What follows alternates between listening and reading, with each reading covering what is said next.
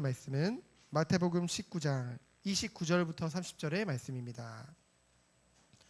마태복음 19장 29절부터 30절의 말씀, 우리 다 같이 합독하도록 하겠습니다. 또 내 이름을 위하여 집이나 형제나 자매나 부모나 자식이나 전토를 벌인 자마다 여러 배를 받고 또 영생을 상속하리라. 그러나 먼저 된 자로서 나중되고 나중된 자로서 먼저 된 자가 많으니라. 아멘. 오늘 함께 나눌 말씀의 제목은 내 이름을 위하여입니다. 예수님의 3년의 그 공생의 기간의 대부분이 갈릴리 사역이었죠. 그리고 이제는 약속대로 이제 십자가의 순환과 그 죽음의 현장인 이제 이 예루살렘으로 한 유대 지방의 사역을 오늘 마태복음 19장에 보면은 시작하고 계십니다. 이제 마지막을 준비하시는 거죠. 근데 이 예루살렘도 역시나 갈릴리와 마찬가지로 큰 무리가 예수님을 따랐고요. 거기서도 예수님은 그들의 병을 고치시는 것을 2절의 그 말씀을 통해서 우리는 알 수 있습니다. 그만큼 가는 곳마다 영육간에 병든 자들이 현장에는 가득했다는 것이죠. 이것을 안타까워하시는 주님은 가는 곳마다 그들을 고쳐주신 것입니다. 그런데 이런 상황 속에 이 바리새인들이 나타났어요. 예수님께 뭔가 순수한 척하면서 곤란한 질문들을 이제 하게 되어집니다. 죽어가는 병든 그 영혼들에게는 관심이 없죠. 오직 자신들의 그 기득권과 이익에만 열중하는 그런 어리석은 거짓 교사들의 모습을 보게 되어집니다. 그들이 이제 질문을 하게 되어진대요. 첫 번째가 뭡니까? 남녀 평등과 독신에 관하여. 이제 1절로 12절에 나오게 되는 주제인데요. 그들이 예수님께 무엇에 관해서 질문을 했냐? 이제 이혼에 관해 질문을 한 것 같지만은 사실은 남녀 평등에 대해서 말하고 있습니다. 왜 그러냐면은 이 유대 사회에서는요, 여자를 그냥 남자의 이 주석에 뭐라고 나와 있냐면은 노예나 가축과 같은, 똑같이 여자를, 자기 아내를 하나의 소유물로 여겼어요. 그래가지고 뭡니까? 아내를 너무나도 쉽게 버리는 것입니다. 근데 얼마나 불평등하냐? 여자는 일방적으로 남자가 물건 버리듯이 그냥 버림을 당해요. 그러면은 여자는 버림을 당해서 다시는 그 결혼을 할 수가 없습니다. 그러나 평생 독신으로 사는 거예요. 그러나 남자는 또 물건 버렸으니까 또 따 물건을 또 하나 갖는 거죠. 그런 식으로 너무나도 이 하나님이 처음에 주셨던 그 결혼이라는 모습이 남녀 간의 그런 평등이 무너지니까 그런 문제들이 발생한 것이죠. 이에 대해서 예수님은 뭐라고 대답합니까? 둘이 한 몸이니 그래서 나눌 수가 없다. 그랬더니 뭐라고 대답합니까? 아니 그러면 모세가 어찌해서 신명기 24장에 보면은 이혼 증서를 발급하라고 했는데 왜 그렇게 얘기한 거냐? 그럼 모세는 이혼을 지지한 거 아니냐? 그때 예수님이 뭐라고 합니까? 그것은 그 이스라엘 백성들의 완악함 때문이다. 그들이 너무나도 무분별하게 여자들을 자기 소유로 생각하고 조금 쓰다가 버리는 하나의 소유물로 생각하고 너무나도 쉽게 그것을 저지르는 것을 보면서 그것은 아니라는 것이죠. 그래서 예수님은 무엇에 대해서 말씀하십니까? 남녀 간의 역할로 인한 질서와 순서는 있다는 거죠. 역할로 인해서. 하지만 근본적으로는 남녀가 평등하게 하나님이 창조하셨다는 것입니다. 그렇기 때문에 아내를 버리고 다른 데 장가드는 자는 간음하는 것이다. 예수님이 말씀하시죠. 그랬더니 이 제자들이 좀 엉뚱해요. 제자들이 뭐라고 얘기를 하냐면요. 이 제자들 또한 그 유대 사회에 그 정신에 깊이 뿌리 내려져 있거든요. 왜냐하면 거기서 자라났으니까요. 태어나고 자랐으니까. 그들이 뭐라고 하냐면요. 예수님께 항의성 발언을 합니다. 아니 예수님이 이제 공생의 3년 기간을 마무리하는 단계에 3년 동안 내내 다녔던 이 제자들이 이제 예수님께 항의하는 거예요. 뭐라고 하냐면은 아니 여자를 이 사람들조차도 제자들조차도 소유물로 여기는 그 마음이 있기 때문에 뭡니까? 아니 결혼으로 인해서 한 아내에게 속박당해서 사느니 자유 없이 사느니 뭐예요? 그냥 독신으로 사는 게 좋겠네요? 라고 예수님께 지금 따지는 거예요. 그만큼 이런 문화라든가 이 뿌리가 쉽게 바뀌지 않습니다. 그렇죠? 어릴 적부터 듣고 보고 자란 것이. 그래서 예수님께서는 어떻게 대답하십니까? 독신은 결혼에 대한 구속력으로부터 해방되어서 자유롭게 하기 위해서 독신으로 사는 것이 아니라 독신도 하나의 하나님의 선물임을 지금 말씀하고 계십니다. 그 내용을 보면요, 11절에 보면은 뭐라고 합니까? 예수께서 이르시되 사람마다 이 말을 받지 못하고 오직 타고난 자라야 할지니라.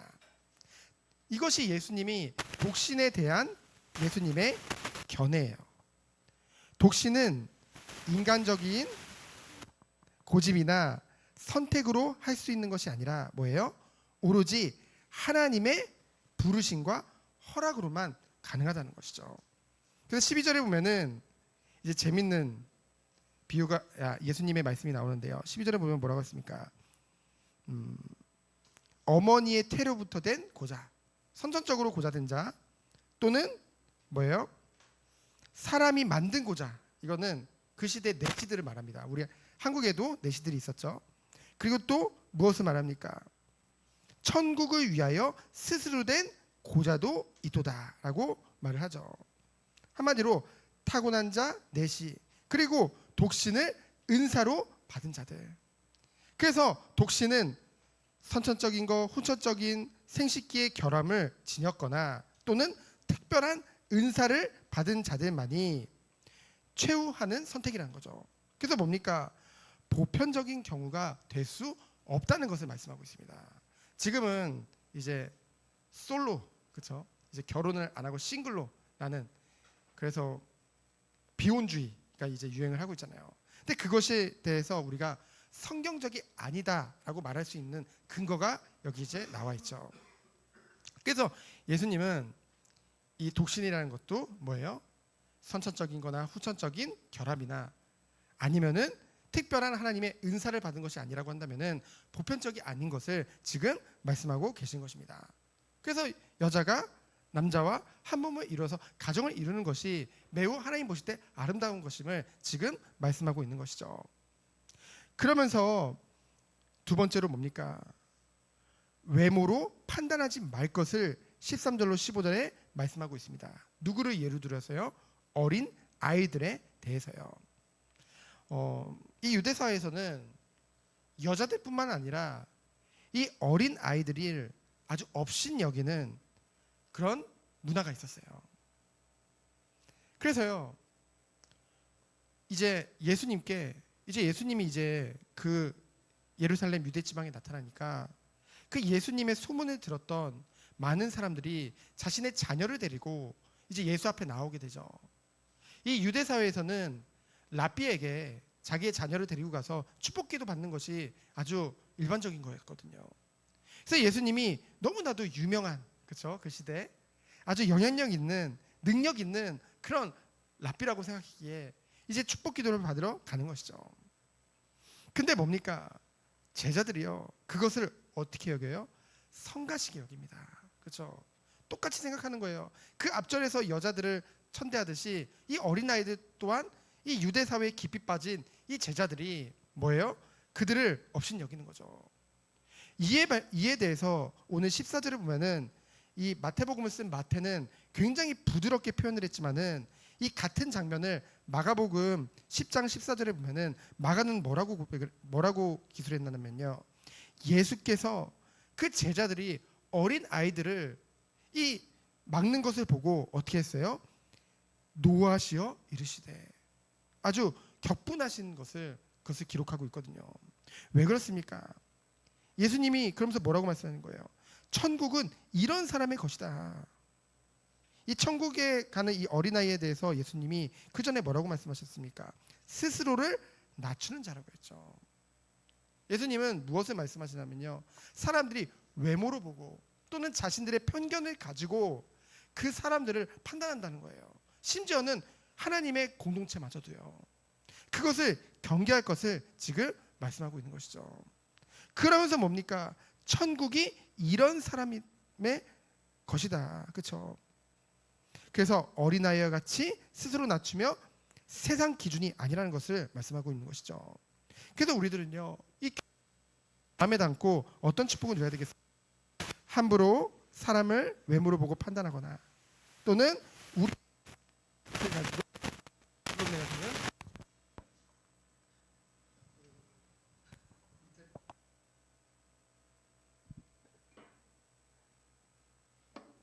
나중에 끼면 될 것 같아요. 자, 그래서요, 예수님께서는 오늘 말씀에 보면은 이제 함부로 판단할 것을 말씀하셨고요. 그리고 마지막으로 세 번째로 뭡니까? 스스로 자신의 경건이 헛됨을 보인 이제 부자 청년에 대해서 우리에게 교훈하고 계시죠. 뭡니까? 한 부자 청년이 예수님 앞에 나왔어요. 그래서 뭐라고 얘기를 하냐면은, 선생이요, 내가 무슨 선한 일을 하여야 영생을 얻으리까? 이 유대 종교 사회에서는 뭡니까? 유대 종교 그 사람들은 어떻게 믿었냐면은 자신의 공로로 구원을 받을 수 있다라는 생각을 했어요. 그래서 선한 일을 통해서 영생을 얻을 수 있다고 생각했습니다. 그러면서 그때 예수님이 뭐라고 17절에 말씀하세요? 어찌하여 선한 일을 내게 묻느냐? 선한 이는 오직 한 분이시니 내가 생명에 들어가려면 계명을 지키라. 오직 한 분. 이 말은 뭐예요? 사람의 공로와 사람의 의지로 구원받는 게 아니다. 선한 것은 오직 하나님뿐이다. 하나님을 통해서만 구원을 받을 수 있다. 이것을 말씀하고 있는 것이죠. 그때 청년이 뭐라고 해요? 그 계명을 지키라고 하니까 뭐라고 해요? 제가 모든 계명들을 다 지켰습니다. 그래서 여기 보면은 이제 십계명에 대한 내용들을 다 말하면서 난 이 모든 것을 다 지켰습니다. 그럼 아직 내게 도대체 무엇이 부족한 겁니까? 예수님께 질문을 하죠. 굉장히 경건한 사람이었고 종교적 열심도 있던 사람이었어요. 하지만 그에게 없는 것이 스스로 이 뒷절을 보면은 증명하게 되어집니다. 스스로 증명을 해요. 뭐냐면은 여러분, 이 모든 계명의 근본은 무엇입니까? 결국은 사랑이죠. 형제를 사랑하고 이웃을 사랑하는 것이죠. 그래서 사랑을 실천할 것을 예수님이 말씀하십니다. 뭐라고 해요? 그러면은 네가 온전하다 할진대 가서 네 모든 소유를 팔아서 가난한 자들에게 주라. 그리하면 하늘에서 보화가 내게 있으리라. 그리고 와서 나를 따르라 라고 말씀하세요. 그때 그 부자 청년이 어때요? 아주 재물이 많았기 때문에 어떻게 합니까? 굉장히 근심하면서 돌아가게 되어집니다. 뭐예요? 하나님 앞에 뭐예요? 순종하지 않는 것이죠. 예수님의 말씀에 순종할 수가 없어요.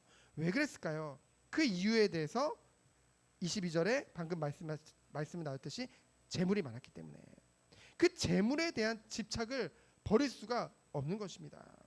여러분, 우리가 예전에도 한번 살펴봤죠. 사람이 누구든지 두 주인을 섬길 수가 없는 것입니다. 하나님과 세상 재물을 겸하여 섬기는 것은 결코 불가능하다는 것이죠. 그것에 대해서 말씀하고 있습니다. 그래서 부자 청년이 하나님을 사랑한다고 하면서 율법의 모든 계명을 준수했다고 스스로 자부했지만은 하나님 나라를 위해서 세상 재물에 대한 그 집착을 포기하는 것에 있어서는 할 수 없었던 거예요. 결국은 뭐예요? 자신의 경건이 하나님 앞에 헛된 것임을 스스로 드러내는 것이죠. 말뿐인, 그렇죠? 말뿐인 신앙입니다. 진짜 하나님이 삶 속에 실천해야 될 부분에 대해서는 할 수가 없는 것이죠. 왜요? 재물을 더 강하게 말하면은 우상으로 섬기고 있기 때문에. 그러면은 예수님은 이 부자들에 대해서 23절로 24절을 보면은 그러한 부자라는 특정 계층을 미워하시는 걸까요? 결코 그렇지 않죠. 꼭 그렇게 보일 수도 있어요. 왜냐면은 23절에 보면은 부자는 천국에 들어가기 어렵다. 다시 너에게 말하노니 낙타가 바느끼로 들어가는 것이 부자가 하나님의 나라에 들어가는 것보다 쉬우니라. 그러니까 꼭 부자를 미워하는 것 같이 말하잖아요. 그렇죠? 그게 아니라는 거죠. 예수님이 말씀하신 핵심은 무엇입니까? 사람의 공로나 의지가 아니라 오직 하나님의 은혜로만 구원받는다는 것을 지금 말씀하고 있는 것입니다. 그래서 어떤 사람이요? 내 이름을 위하여, 누구 이름을 위하여서요? 예수 그리스도의 그 이름을 위하여서, 여호와 하나님을 위하여서 나의 모든 것을 다 버릴 수 있는 자들. 그 말은 뭡니까? 이것을 위해서 모든 것을 다 포기할 수 있다는 것은 이것이 내게 최고의 가치라는 거죠. 이것을 위해서 모든 것을 다 내려놓을 수 있다는 것은 뭡니까? 이것을 가장 사랑한다는 것이죠. 그래서 우리는 누구를 사랑해야 되겠습니까? 오직 하나님, 나에게 은혜를 베푸시고 나를 인도하시는 그 하나님 주님을 바라보며 사랑할 수밖에 없다는 것이죠. 사랑하기 때문에 그 주님을 위해서 기꺼이, 그렇죠, 아까워하고 정말 인색하고 그런 중심으로 하나님 섬기는 게 아니라, 억지로 섬기는 것이 아니라 정말로 마음과 중심을 다해서 기쁨으로 하나님을 섬길 수 있는 것입니다. 그 은혜를 우리에게 주신 것이죠. 그래서 결론은 무엇입니까? 하나님을 정말로 우리가 사랑한다고 한다면은 영혼을 사랑하게 되는 거예요. 저는 예전에 영혼을 사랑하는 것이, 그래, 전도와 선교에 올인하는 게 영혼 사랑하는 게 아니냐, 맞죠? 근데요, 그렇다 보니까 뭔가 구제하고 막 이웃에게 막 조건 없이 막 나눠주고, 그렇죠? 교회들이, 죄송합니다, 정말 제가 악했었는데, 교회들이 막 교회에서 이제 모아서 막 이웃들에게, 불우한 이웃들을 위해서 나눠주는 거 보면은, 야, 참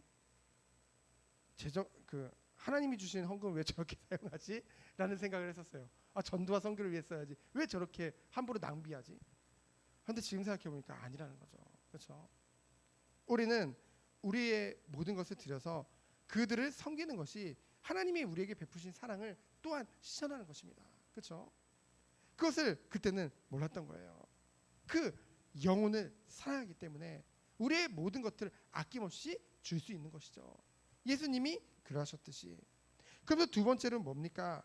외모로 판단하지 말아라. 그렇죠? 우리는 끊임없이 겉모습을 보고 보이는 것을 보고 판단할 때가 너무나 또 많다는 것이죠.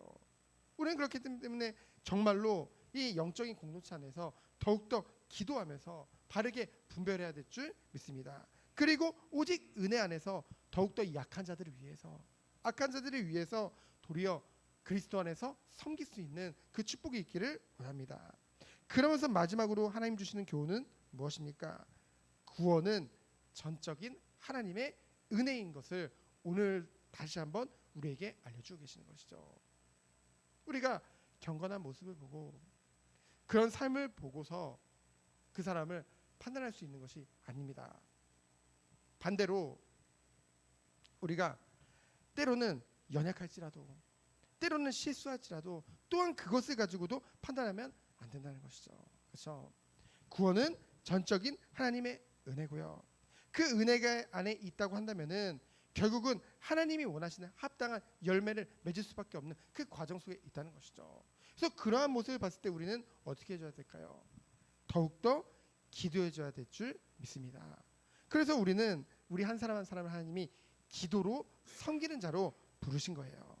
그것에 감사하며 오직 예수 그리스도의 그 이름을 위해서, 하나님의 이름을 위해서 영광 돌리고 모든 것을 다 내려놓고 참된 헌신 속에 들어가는 우리 모든 성도님들 되어지기를 예수 그리스도 이름으로 축원드립니다. 시간 기도합니다. 하나님 감사합니다. 하나님 주시는 은혜를 가지고 모든 것을 섬기는 참된 축복이 있도록 우리 모든 성도들을 축복하시고 인도하여 주옵소서. 살아계신 예수 그리스도 이름으로 기도합니다. 아멘.